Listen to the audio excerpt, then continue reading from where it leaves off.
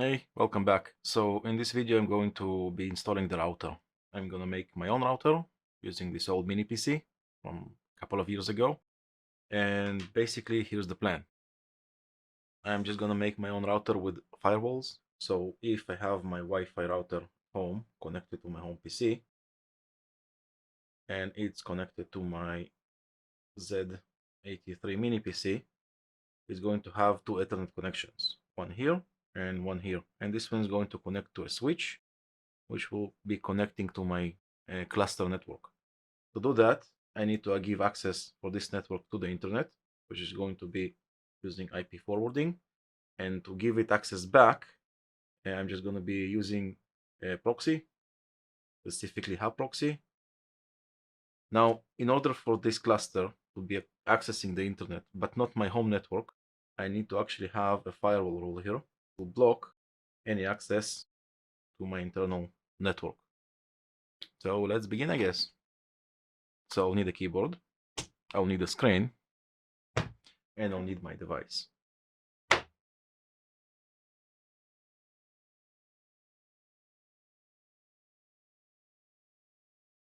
And we should be ready to go. Also, I need an installation device.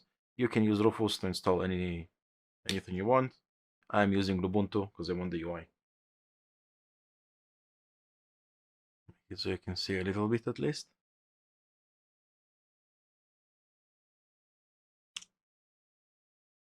Now what I'm going to do is install the OS, enable SSH, and switch to my screen recording from afar. I'm just going to speed up this process. I'm installing a Linux Ubuntu called Ubuntu, and I'm going to enable SSH. And from here I can record it using the on-screen recorder.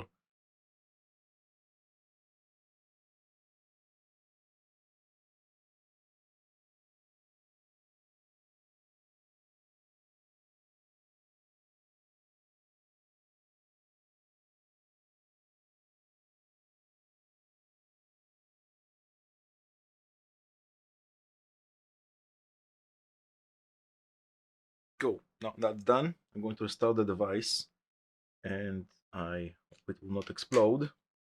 I will need access to the internet. I'm going to be using this, and this is my tiny switch. And this is a tiny cable.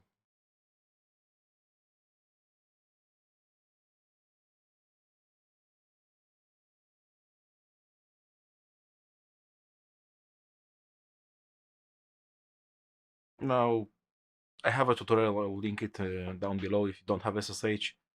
Most distributions have SSH. This is a light one, so it doesn't.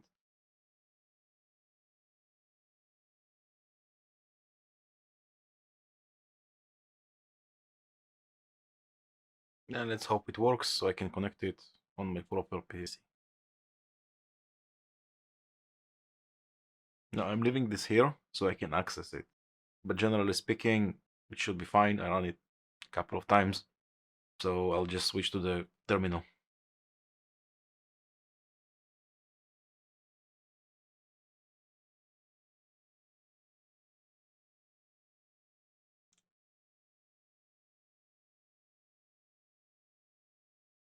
Just to make sure everything is working. Now I have a tutorial linked below of how to install things step by step. You can just go there and do it yourself. Just gonna speed up this process. Now here's where I'm going to basically set static IPs for the internal interface and for the external interface as well. Make sure you have the right IPs and make sure this IP that you're setting is free. What most likely happened is that now the IP has changed, and of course this thing is stuck because the IP is no longer here. So a new one. Yep. And to verify what I have, and this is not available. Okay, cool. So you do need to reconnect it. Moving on, I want to install the DHCP server, which basically will assign to all the devices on the switch IPs that I want them to have.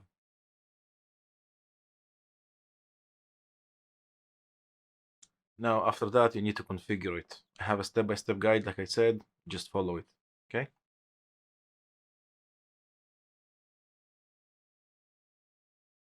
Now, I'm enabling IPv4 only because I don't want IPv6 in this cluster. If you want IPv6, maybe I'll add a addition in the future, but for now, next we need to edit hosts.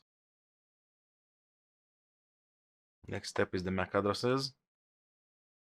And now we need to set up the DHCP configuration itself, which by default is not authoritative. In this case, I do want it. And I'm ignoring all domains.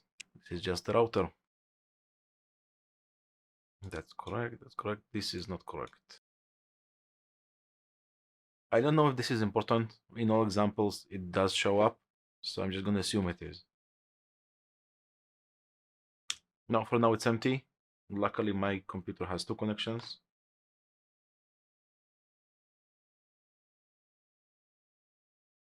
If it still doesn't work, I assume because I need to reconnect things. First time you're doing network stuff, this may happen. If it doesn't work, I will restart again.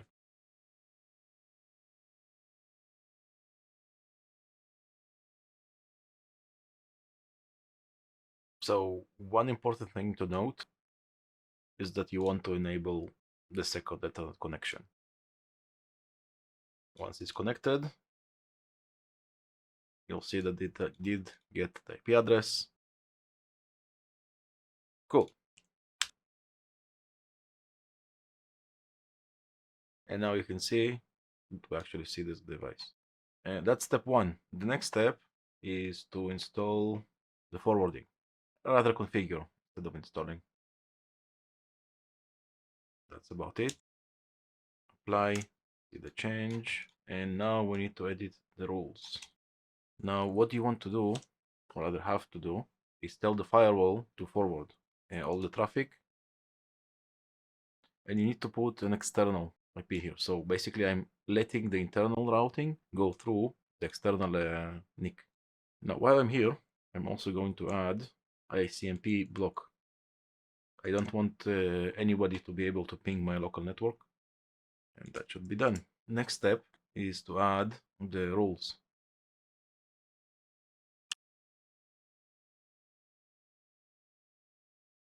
I want to allow it to enter from my cluster, and I want it to allow it to exit on and to exit on my external network interface. And now I want it to be unable to access my local network. So this is my home network interface, and this is my cluster one. And now I'm going to do the same for IPv6 because it did add rules. Future proofing, you know? This is again very optional. We don't really support IPv6 here. But I do want to support it in the future. And I will forget this rule. And now we need to reload the firewall. And we need to restart. If you have any errors, they'll show here instead of this thing. And if you have everything connected properly and configured properly, just quietly restart. It will start working. So if I ping, it should not ping anymore. If it does ping, it means that we still require a restart. So those are the rules.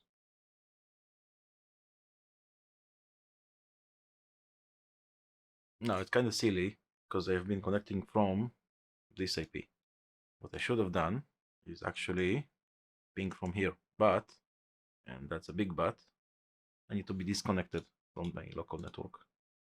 So I'm going to disable both, let it restart, and see what happens. So now my computer is connected only as an internal node. So if I run the IP verification stuff, I will only see, okay, I have no internet yet. That's annoying. If everything went correctly, the ping should be able to see it. I don't. I do have access to the internet.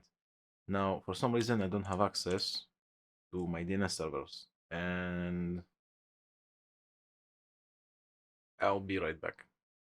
So after some consideration, I actually forgot a step. And that step is configuring systemctl to forward things, which it now doesn't. And this is not here. This is in the default UFW rule protocols. It basically says if you wanna forward things, drop it. What you need to do is accept it. Now, do not skip steps. As you can see, it can send you into a mad spiral of things.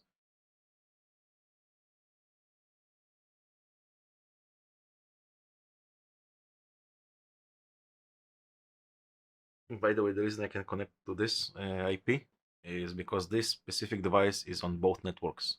And from my computer, I can access this IP because it belongs to that device. So now, if I ping .com, I'll have an answer.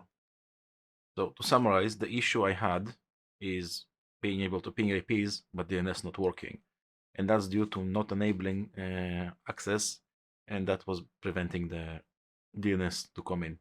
So there you have it. That's the first part. We have an IP forwarding, which means that even though I'm in this network, which is 002, I can access the internet freely. Now, if I'm going to ping, I will not receive any ping. And that's because I blocked it with the firewall rules. Just to make sure, if you have this issue, make sure that this is what you're seeing. Allow routed in the default behavior. Otherwise, you won't be able to access DNS or WebSockets and stuff like that. Now that over this, the next step is to install the load balancer, in which case it's going to be HaProxy. And I'm just going to follow the tutorial once again. Try not to miss any steps. Install HaProxy and enable it. Now I'm going to enable it on my home network. I'm going to allow port 80 and port 443. I want to be able to access it from my home network, which will be forwarded to from the internet. Now that I've done that, I'm going to configure HaProxy and add my rules. So here's the entry. I'm listening only to this IP, which means only my home in mode HTTP, and this is my server. That's the only server I have for now. Cool. And after that, restart the proxy. What I am going to do is run a home server. And if I'm going to go to Chrome, I should have this. Now, it's going to work. But if I'm going to access it via, it's still going to work. That's not what I wanted. Okay, so after a long discussion with ChatGPT and small research in Google, I did a boo-boo. So this line, sudo ufw allow in on interface, is the cause of this issue. Essentially, it allows full access from the cluster network to this router. Removing that solved my issue. As you can see, this is my IP tables now. And if I'm gonna go and do curl google.com, works fine. On 200, it no longer works. But if I'm going to connect to the additional interface, which means connecting to my home network, and wait for it to identify and then run it again, it will now work, which means problem solved. So now it's working. Now it's not. So yeah, now you have a router, secure network for the cluster, and even if somebody hacks it, they still cannot get to your PC. But the cluster can access to the internet, and of course, the internet can access your cluster. Next, I'm just going to install the operating system on all the NUCs, and then we're heading to the rancher.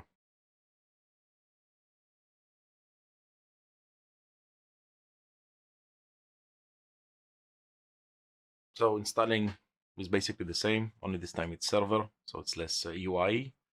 I have Ubuntu server here.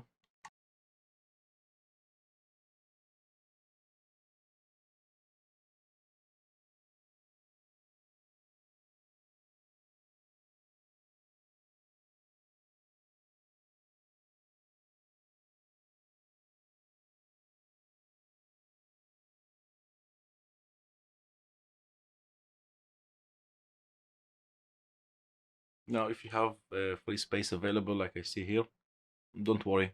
I can expand it later or make it into a volume for persistent storage.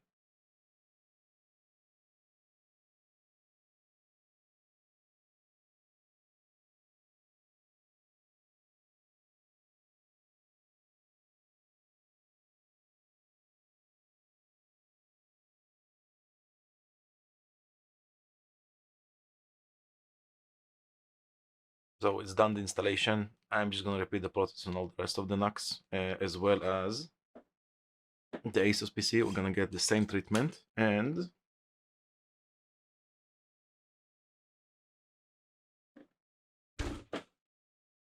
the HP Pavilion, which, believe it or not, is from 2013.